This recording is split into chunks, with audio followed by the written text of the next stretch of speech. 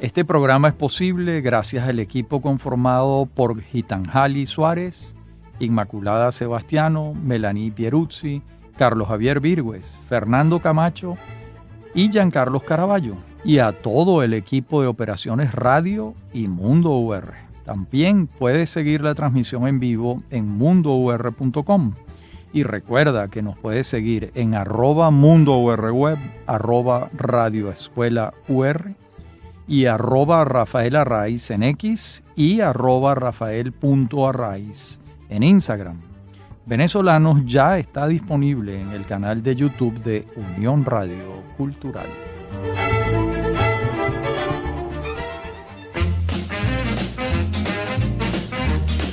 Saludos para todos los oyentes de Venezolanos.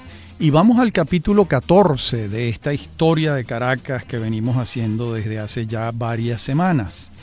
En el programa anterior enunciamos el Plan Regulador de Caracas, redactado, concebido entre el año 1951 y 1952, y especificamos lo que tenía previsto en materia de avenidas. Ese plan que en buena medida se hizo.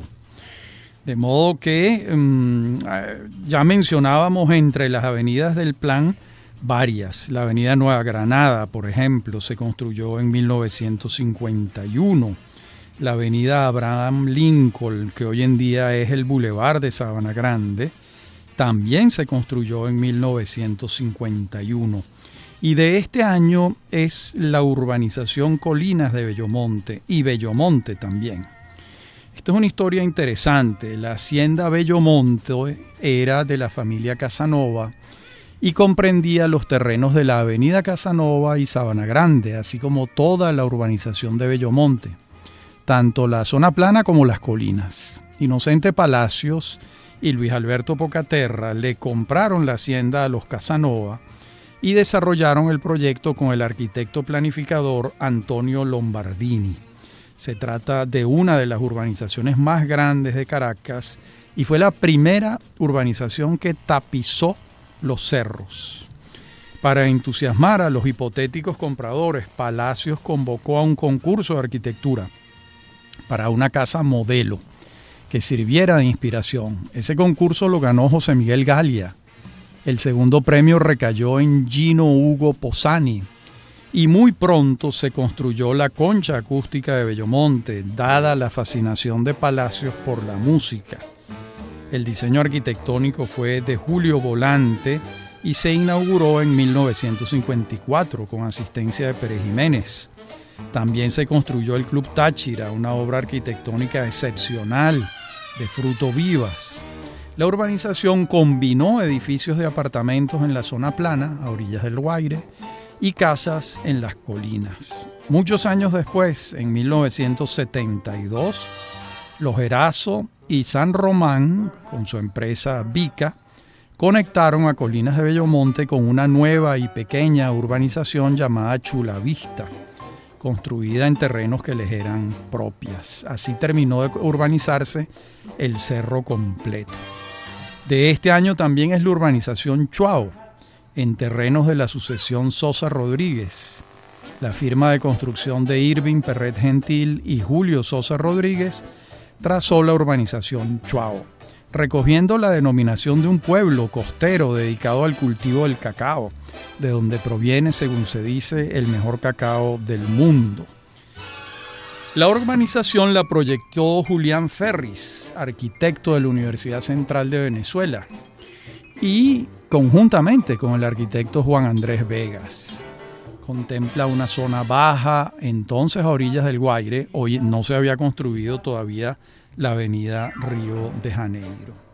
También del año 51 es el velódromo Teo Capriles, inaugurado en diciembre. Fue diseñado por el ingeniero venezolano de origen suizo Hermann Blaser y venía a refrendar la afición ciclística venezolana que tenía Teo Capriles. Teo Capriles vivió entre 1907 y 1982. Y allí se escenificaron los primeros Juegos Bolivarianos, donde Venezuela ganó medalla de oro. También de este año 51, qué cantidad de obras se hicieron, se trazó la urbanización industrial Los Cortijos de Lourdes, en la vieja hacienda de caña de azúcar de la familia Zárraga Alcántara. Ahí se levantó el Club Campestre Los Cortijos en 1944 y luego en el 51 se hizo el trazado de la urbanización industrial. Allí se instaló, por ejemplo, la Chrysler, la Coca-Cola, la cervecería Polar, Mavesa, entre otras industrias venezolanas de la época. De modo que, y enfrente también se estableció la zona industrial de Los Ruices.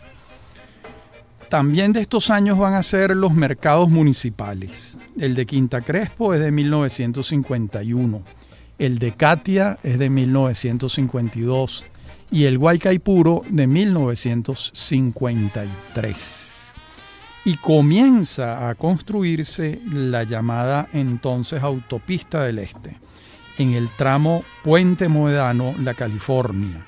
Este tramo se construye entre 1951 y 1955.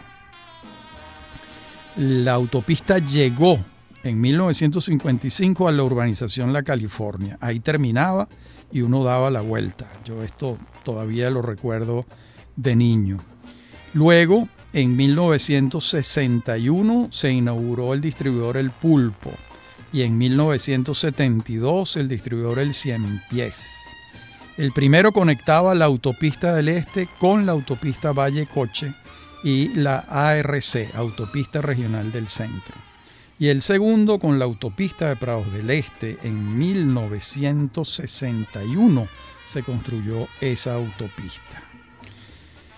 Y en 1960 se inició el proyecto para extender la autopista del Este desde Puente Moedano. Puente Moedano es donde hoy en día queda el Parque Central, hasta La Yaguara, en el oeste de la ciudad. Y esto fue abonando la idea de cambiarle el nombre, porque ya no solo conectaba al este de la urbe, sino el centro con el oeste. Y por eso se le cambia el nombre a Autopista Francisco Fajardo, como veremos luego. También se va a construir el distribuidor La Araña. El distribuidor La Araña, en su momento lo explicaremos. La urbanización La Floresta es de 1952. Allí, de nuevo, Perret Gentil y Sosa Rodríguez urbanizan terrenos que les pertenecían a la familia de Julio Sosa Báez y Ana Teresa Rodríguez Aspurua, y se construyó la urbanización La Floresta.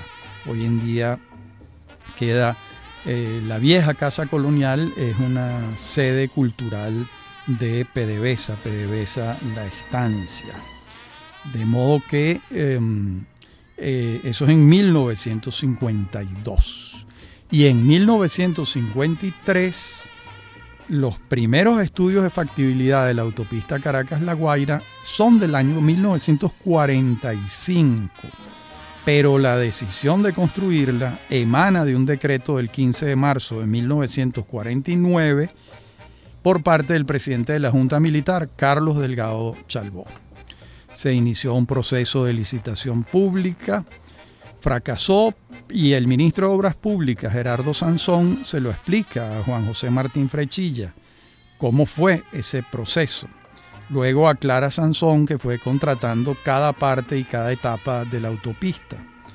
Los dos túneles los hizo la compañía Morrison Knudsen de Idaho. El Boquerón 1 tiene 1.910 metros de largo y el Boquerón 2 tiene 497. En su momento, Boquerón 1 fue el túnel más largo construido en América Latina y uno de los más largos del mundo. Estamos en 1953. Los viaductos fueron asesorados por el inventor del concreto precomprimido, Eugène Freycinet, quien in situ aconsejó sobre la obra a la empresa francesa Campenon Bernard, quien construyó los 3 viaductos. Y una empresa norteamericana, otra francesa y otras venezolanas hicieron posible esta autopista, inaugurada el 2 de diciembre de 1953 por Pérez Jiménez.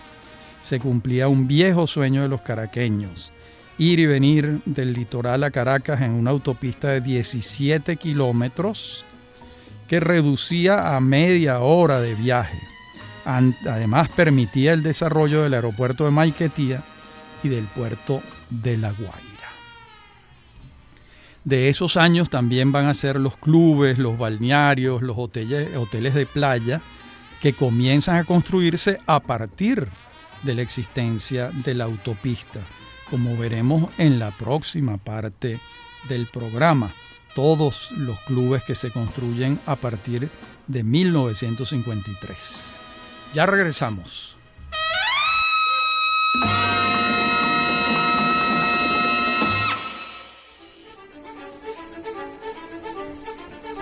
En breve continúa Venezolanos. Somos Unión Radio Cultural.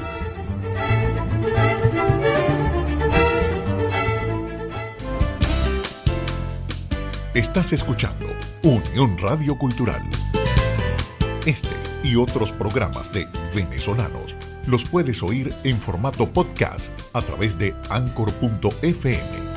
Para alguna sugerencia sobre este espacio, pueden escribirnos al correo rafaelarraiz@hotmail. Unión Radio Cultural.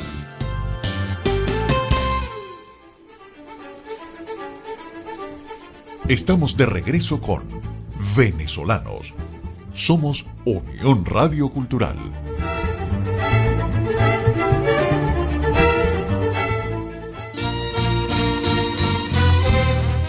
Bien, una vez construida la autopista, se pudieron construir los balnearios de Naiguatá entre el año 54 y 56, el de Catialamar entre el año 54 y 56, ambos diseñados por el arquitecto Raúl Garmendia.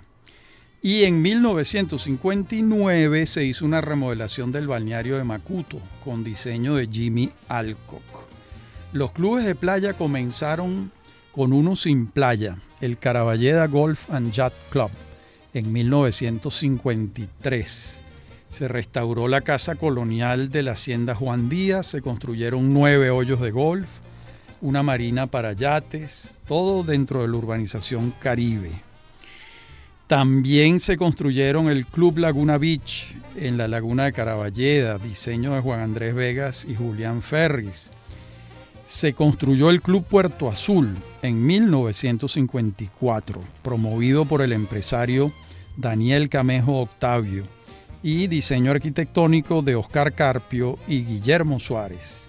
Es el más grande de todos los construidos en el litoral. Además, con paisajismo del maestro brasileño Roberto Burle Marx. El cuarto club fue Playa Azul, promovido por el empresario Carlos Antonio Punceles y con diseño arquitectónico de Julián Ferris y paisajismo de Roberto Burle Marx. El quinto fue Playa Grande Yachting Club en 1956, con una marina importante y diseño arquitectónico de Julián Ferris. A su lado está el Club Marina Grande, construido por Luis Tani en 1968. Y por último, con un terreno muy grande, el Club Camurí Grande fue promovido por Alfredo Rodríguez Delfino y diseñado por varios arquitectos, entre ellos Diego Carbonell, José Miguel Galia, Leopoldo Martínez Olavarría y Eduardo Robles Piquer, un arquitecto paisajista español que vivió muchos años en Venezuela. La construcción de Camurí Grande se inició en 1962. En cuanto a los hoteles, el pionero fue el Miramar, por supuesto diseñado por Alejandro Chatén en tiempos de Juan Vicente Gómez, abierto al público en 1928 en Macuto. El segundo fue el Hotel Guaycamacuto, que luego se llamó Macuto Sheraton, diseñado por Luis Malaucena y Federico Bekoff en 1954, pero fue concluido en 1960. A su lado se construyó en 1975 el Hotel Meliá Caribe, con un diseño arquitectónico de Carlos Gómez de Llarena. Ambos hoteles hoy en día están en condiciones deplorables o en desuso, lamentablemente. Entiendo que el viejo hotel Makuto Sheraton se está restaurando. Luego, en el año 2008, se inauguró el Marriott Playa Grande, actualmente en servicio. En 1953 se inaugura el 29 de noviembre la avenida Rafael Urdaneta, 2 kilómetros de longitud entre las avenidas Sucre y San Bernardino. Conectaba así al centro de Caracas con la avenida Folmer de San Bernardino y la avenida Andrés Bello, que culminaba en su extremo este en la iglesia de la Chiquinquirá, en la Florida, lugar donde antes estuvo el Club La Florida. Veamos ahora la urbanización Santa Mónica de 1953. Contigua a la urbanización Los Chaguaramos, el empresario Dionisio Bolívar urbanizó Santa Mónica. Bueno, y tiene un acierto, y es que la nomenclatura de sus calles son grandes personajes venezolanos. Esto hay que celebrarlo. Está la calle Teresa de la Parra, José Gil Fortuna, Arturo Michelena, Cristóbal Rojas, Simón Planas, Lisandro Alvarado, Nicanor Bolet Peraza, gente útil, ilustre, gente buena. Y por las lomas se conecta con Los Chaguaramos, con Colinas de Bellomonte y tiempo después con Cumbres de Curumo.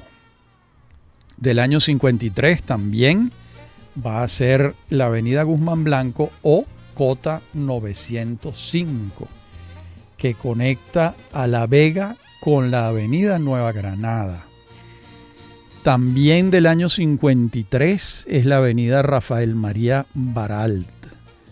Al principio se denominaba avenida Norte-Sur, enlaza a La Pastora con Quinta Crespo.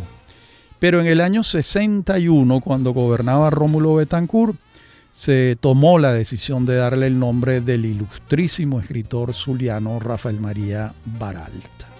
Hoy en día conecta a la Cota 1000 con la autopista Francisco Fajardo en el distribuidor Baral precisamente. La avenida Francisco de Miranda de 1954. Esta es la avenida más larga de Caracas. Tiene 6.860 metros entre Chacaíto y Petare. Sirve de avenida principal para muchas urbanizaciones del este de la ciudad. Se encuentra en los dos caminos con la avenida Rómulo Gallegos y sigue hacia la redoma de Petare, donde termina la avenida. Se construyó sobre el trazado del Camino Real de los españoles que unía a la vieja Caracas con el pueblo de Petare.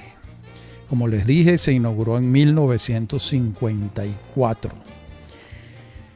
La avenida Morán también es de este año. Esta avenida se pensó para conectar las avenidas San Martín, La Paz y O'Higgins con las urbanizaciones de Vista Alegre, La Quebradita, Casalta, Propatria, Nueva Caracas y Los Flores de Catia.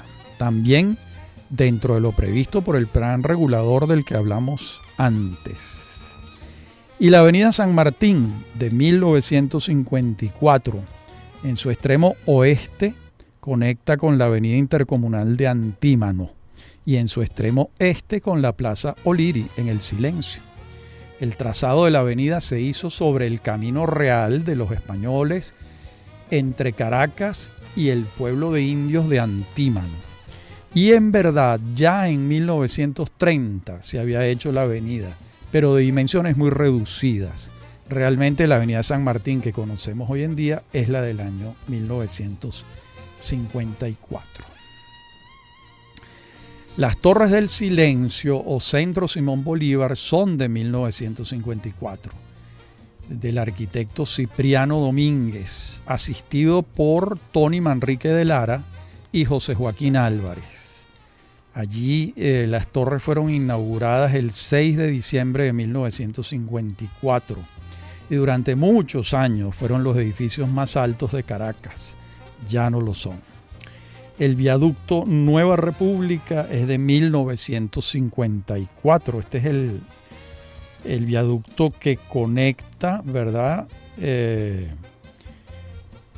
a la avenida Sucre con la plaza Oliri. Es de un diseño del ingeniero italiano Riccardo Morandi, que fue el mismo que diseñó el puente sobre el lago de Maracaibo, construido por la empresa Precomprimido, tanto este puente como el de Maracaibo.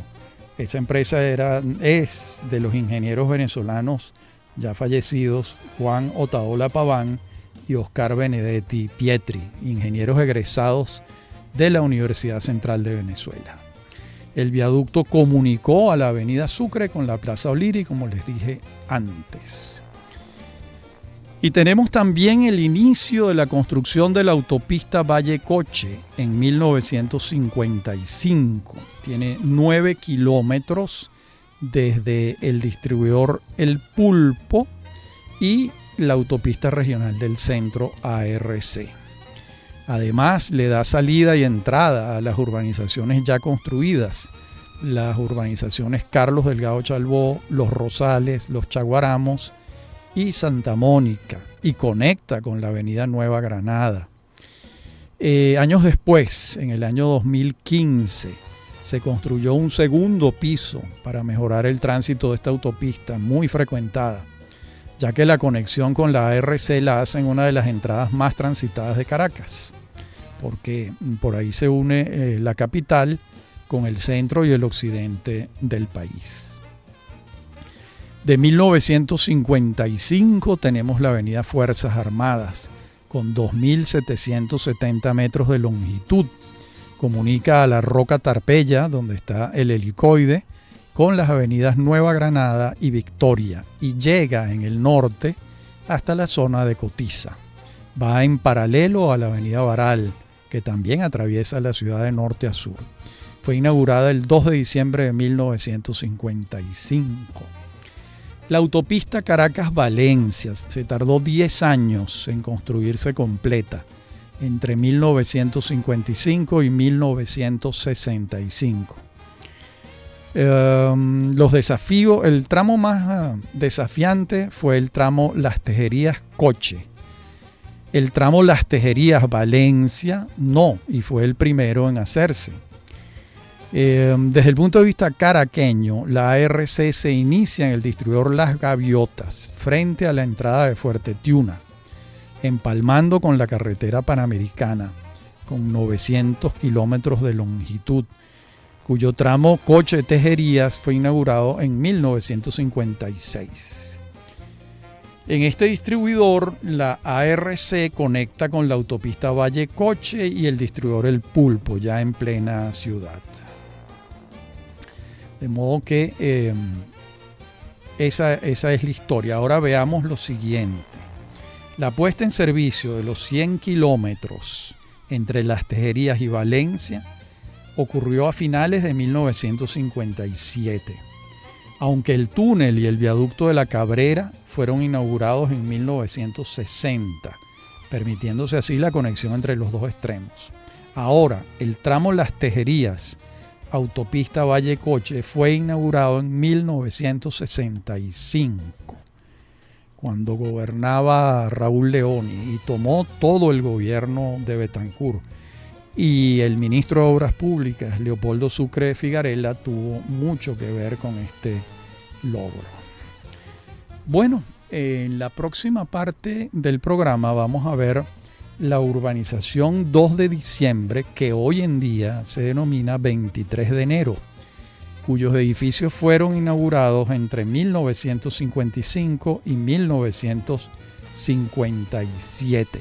Y explicaremos el tamaño de esta urbanización, que en su momento fue la más grande de las urbanizaciones populares de Caracas. Eso lo veremos en la próxima parte del programa.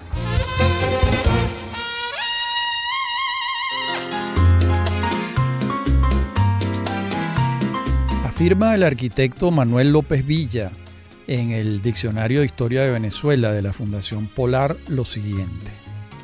En 1955, 56 y 57, después de construidos, el presidente de la República inauguraba sucesivamente las 3 etapas del 2 de diciembre. En menos de 3 años se habían construido más de 9.000 apartamentos para alojar a más de 60.000 personas en 26 superbloques y 26 superbloques 7 de ellos dobles y 5 triples, y 42 bloques de 4 pisos, constituyendo una experiencia sociológica y arquitectónica sin paralelo en América Latina entonces.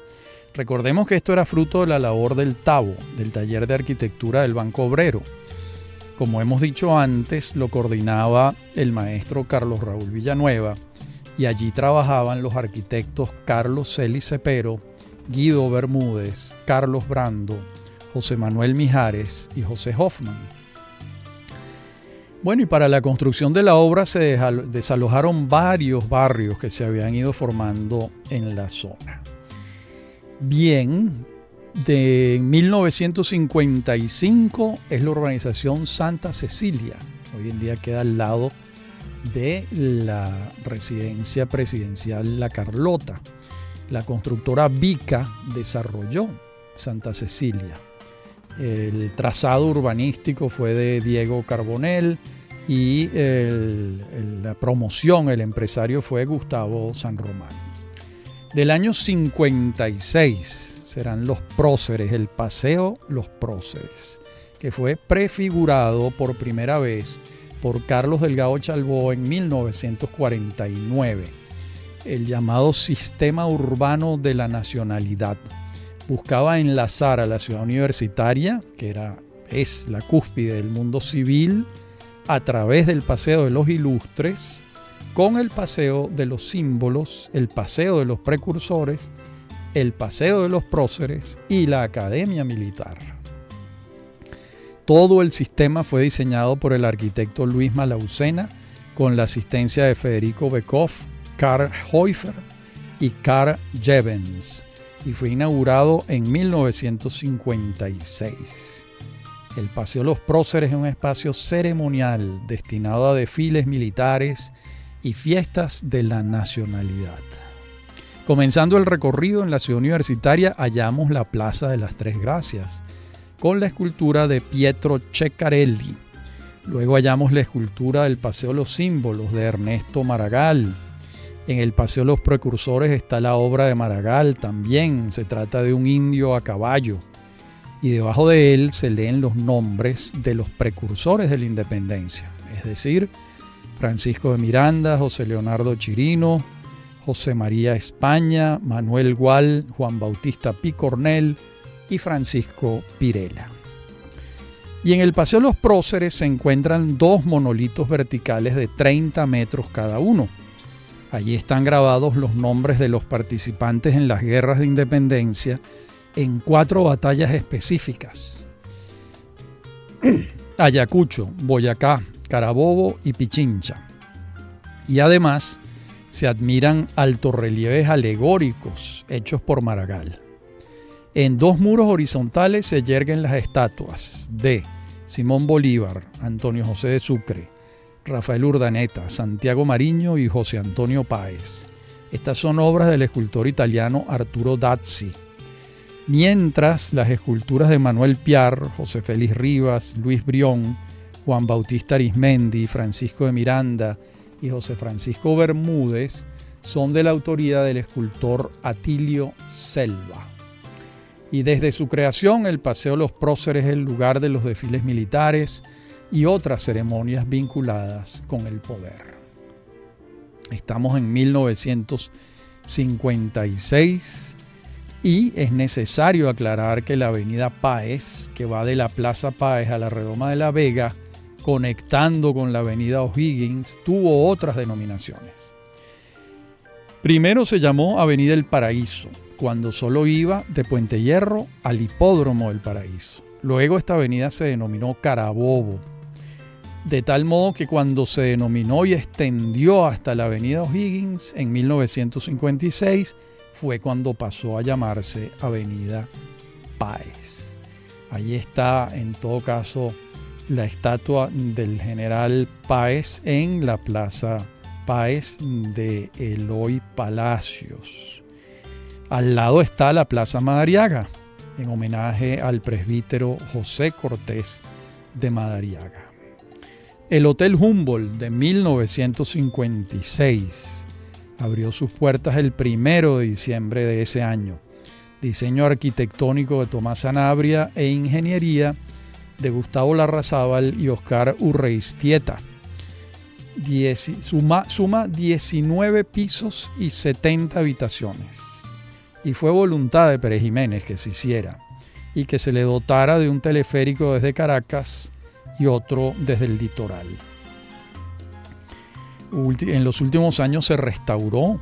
El arquitecto restaurador fue Gregory Bertulo, con la asesoría de Loli Sanabria, hija del arquitecto Sanabrio, y el estado actual del hotel es óptimo.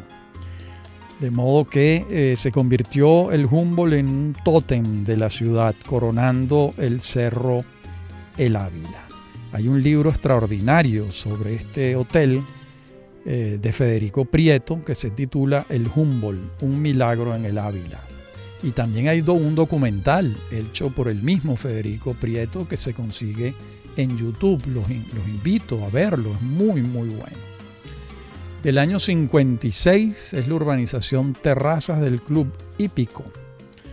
Fíjense que, la empresa de arquitectura y urbanismo que contaba con los arquitectos Pedro Neuberger, Jorge Romero Gutiérrez, Dirk Bornhorst y Humberto Vera Barrios, concibió la urbanización para 209 parcelas de casas y una avenida principal con edificios.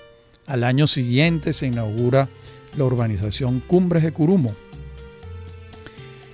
que formaba parte de la hacienda de la familia Anglade, que incluía también la urbanización Los Campitos. En todo caso, hay registros hemerográficos que señalan que se trazó en 1957. Contempla edificios de 5 pisos, alrededor de 112 edificios pequeños, y casas, alrededor de 650 casas en la urbanización.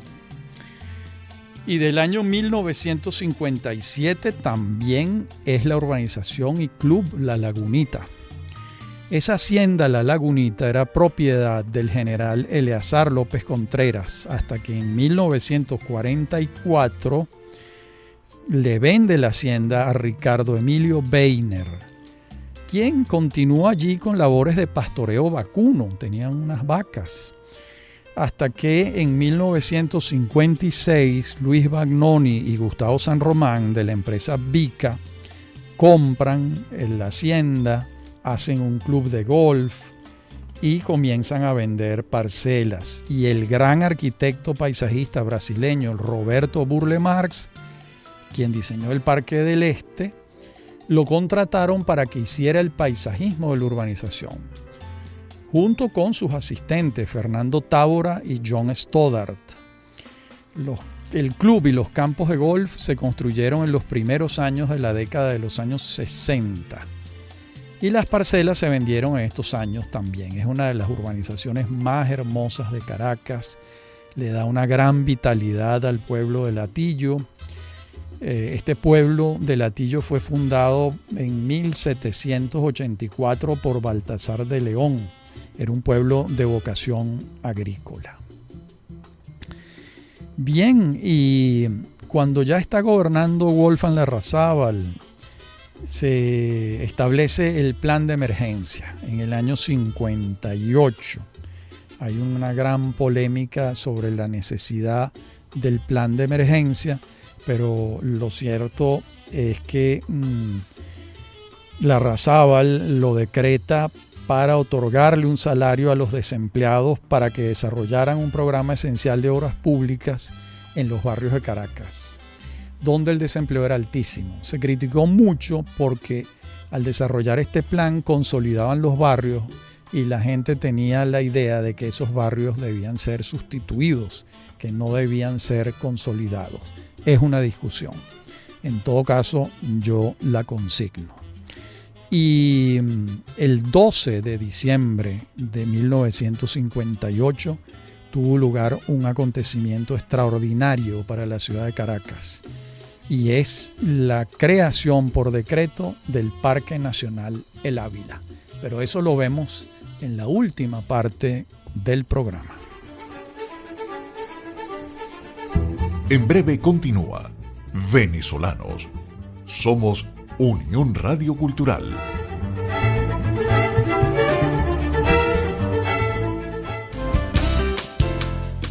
Estás escuchando Unión Radio Cultural. Este y otros programas de Venezolanos los puedes oír en formato podcast a través de Anchor.fm. Para alguna sugerencia sobre este espacio, pueden escribirnos al correo rafaelarraiz@hotmail.com. Somos Unión Radio Cultural.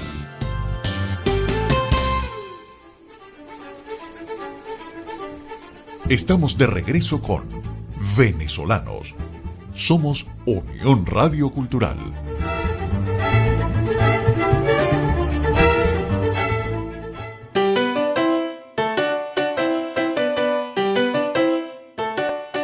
Les decía antes que Edgar Sanabria, presidente de la República, firma el decreto 473. Ese parque va a tener 81.900 hectáreas para proteger a la flora y la fauna. Este fue el cuarto parque nacional que hubo en Venezuela. El primero fue el Parque Nacional Henry Pittier en 1937, cuando gobernaba Eleazar López Contreras. El segundo va a ser el Parque Nacional Sierra Nevada en 1952, cuando gobernaba Germán Suárez Flamerich.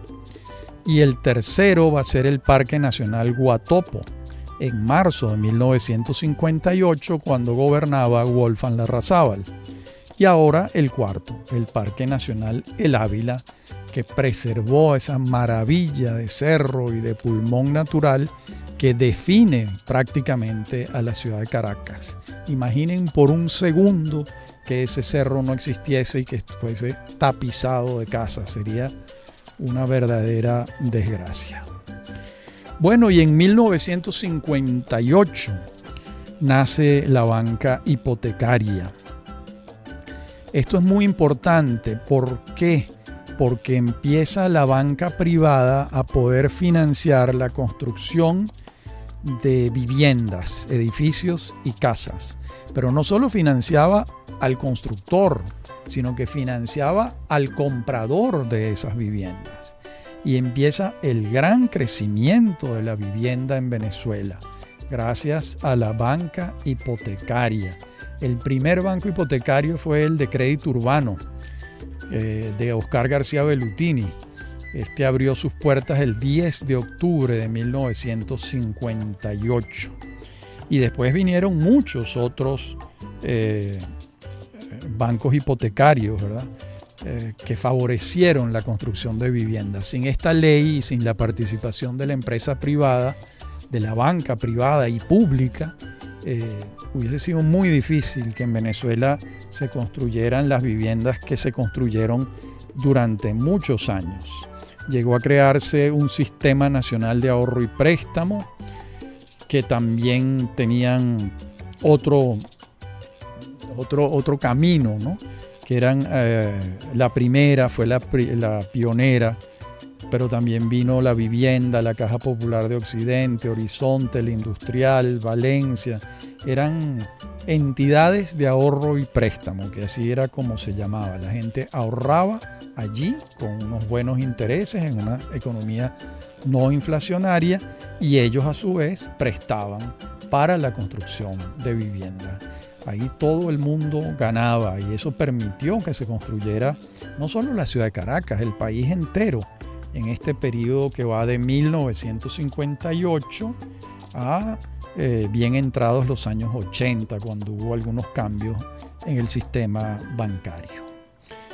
En el año 58 también se construye la ciudad satélite La Trinidad.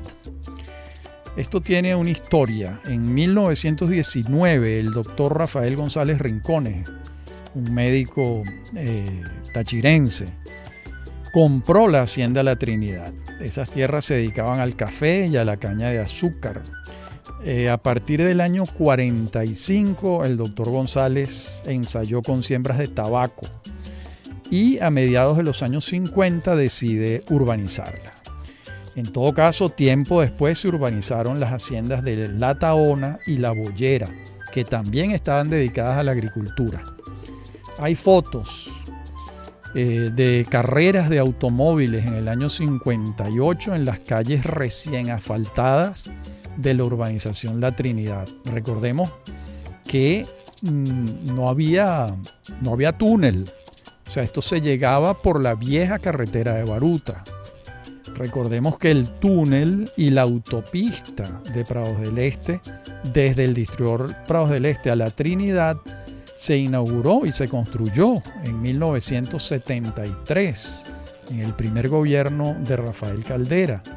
Entonces fue cuando se pudo conurbar completamente la ciudad satélite de La Trinidad con Caracas. Pero entre 1958 y 1973 han pasado 15 años. Y del 1958 también será el Jardín Botánico de Caracas. Los primeros trabajos serán del doctor Tobías Láser en 1945. Villanueva, en el plan maestro de la ciudad universitaria, le adjudicó al Jardín Botánico 70 hectáreas, que es lo que compone al Jardín Botánico.